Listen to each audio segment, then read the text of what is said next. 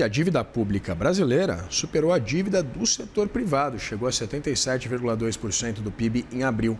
Um movimento que levanta a discussão sobre o chamado crowding out, quando o governo absorve mais recursos do mercado e pode reduzir o espaço para as empresas e para as famílias, o que na prática pode pressionar o custo do crédito e dificultar o investimento produtivo.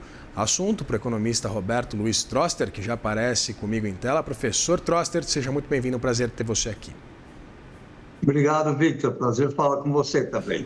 Professor, queria entender essa correlação, é muito interessante a gente observar. Eu queria entender se essa aceleração do nível de endividamento, principalmente no mês de abril, no qual leva em consideração esse estudo feito por você, ou se foi o setor privado que parou de tomar crédito, ou se a dívida pública mesmo que acelera, ou as duas coisas? As duas coisas.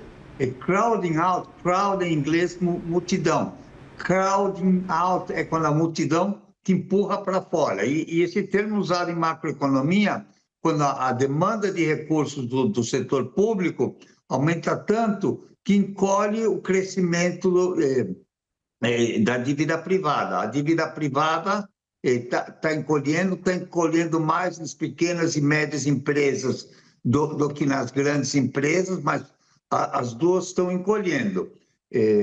Então, isso implica em quê? Numa desalavancagem das empresas. As empresas estão querendo reduzir seu endividamento ou porque as taxas estão muito altas ou porque simplesmente não conseguem crédito.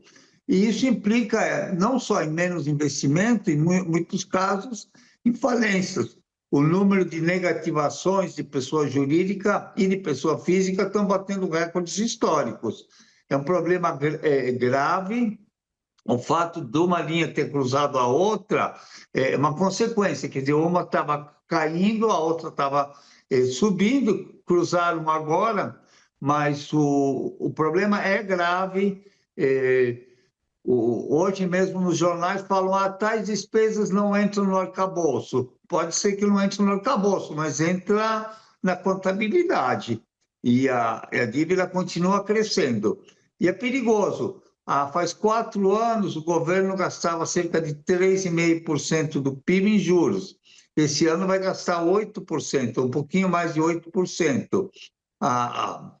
O custo dos títulos de longo prazo, TNB 2030, 2045, já bate os 8% ao ano, quer dizer, a inflação mais 8%. Os investidores estrangeiros saindo, a Bolsa está caindo, boa parte disso é reflexo de investidores estrangeiros saindo da nossa Bolsa. Você tem que fazer algo agora. Se você não fizer algo agora, eu vejo nuvens pretas no horizonte. Professor, você cita exatamente esse pagamento de prêmios bastante elevados, principalmente com esses títulos mais longos. E eu queria entender exatamente qual que é a perspectiva em relação ao funding de principais negócios que demandam também esse dinheiro de investimento privado.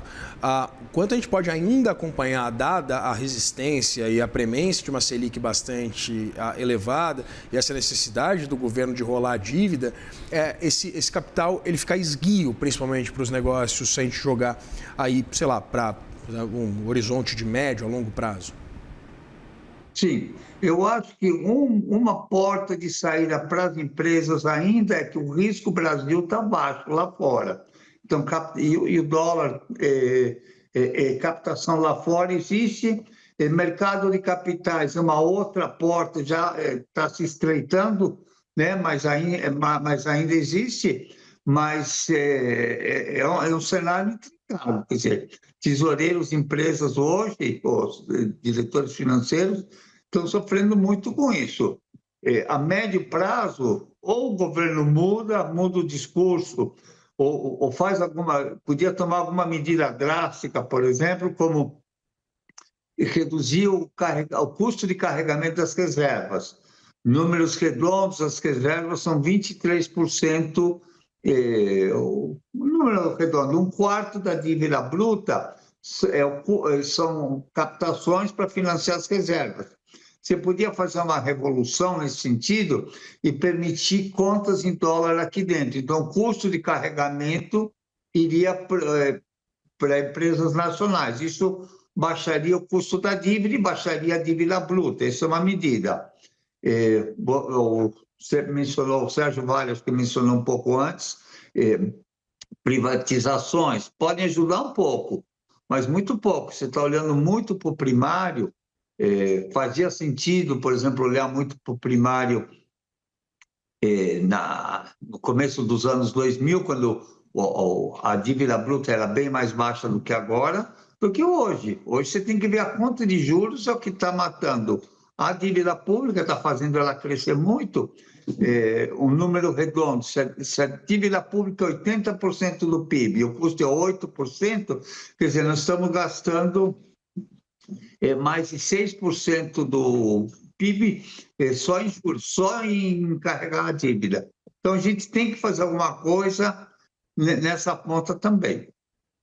Professor Trosser, é um cenário bastante preocupante. Há leituras, inclusive, de que essa relação entre dívida PIB possa ultrapassar nos próximos anos até mesmo o patamar de 100%. E aí eu levo essa discussão para a regra fiscal. Você menciona, né, que tá bom de ter ali uma meta de primário com uma série de exceções.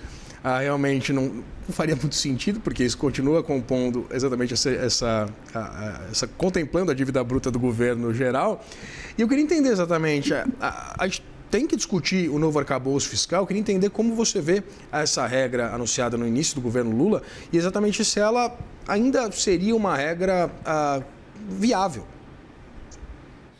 A regra, assim, ajuda no primário, né? Faz com que o primário, mas nós temos que olhar o déficit total. Tanto faz, para efeitos de dívida pública, tanto faz se o gasto é em juros ou é em construir uma ponte. É gasto.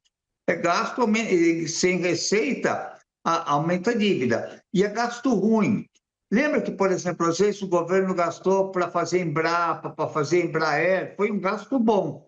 Agora você está gastando para consumo, você está gastando para emendas parlamentares de uma efetividade social muito discutível. Né? Então, você não pode cortar gastos sociais, isso é fundamental, mas tem uma série de gastos que não fazem nenhum sentido. Você acabou de mostrar um pouco a matéria, a CNN mostrou um pouquinho antes, a questão do Banco do Brasília.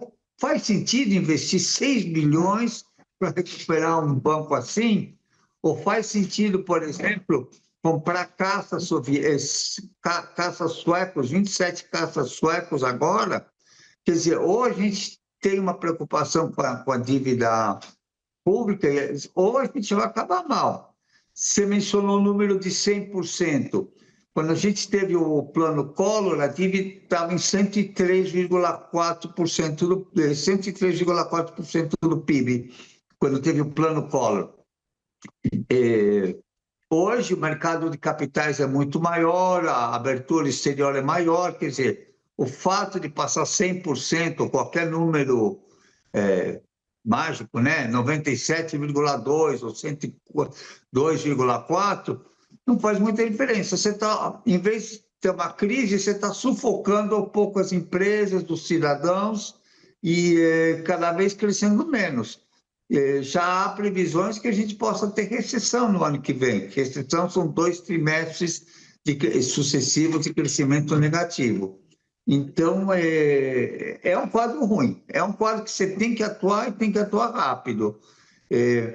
Talvez, como é um ano eleitoral, a solução seja que todos os partidos façam algo parecido ao que foi a Carta ao Povo Brasileiro por todos os candidatos. Nós vamos fazer isso, isso e isso.